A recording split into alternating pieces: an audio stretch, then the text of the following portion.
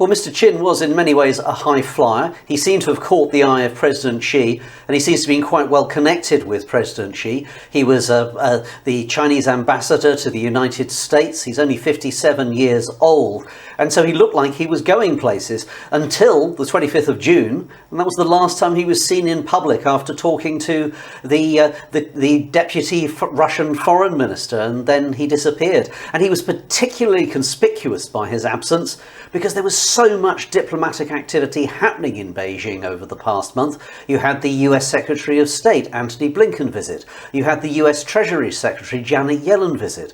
You had the US Presidential Envoy for Climate, John Kerry, visit. And then also you had Henry Kissinger, perhaps the most important American figure in Chinese-US diplomacy in the past half a century. He visited, and again, Mr Qin was nowhere to be seen.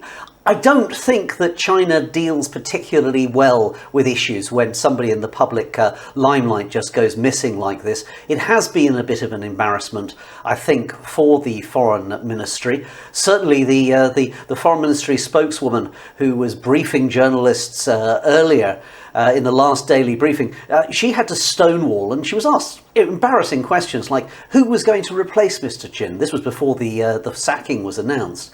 And even who is the foreign minister of China at the moment. And she said she'd given answers to that earlier and asked for the next question. So it is quite embarrassing.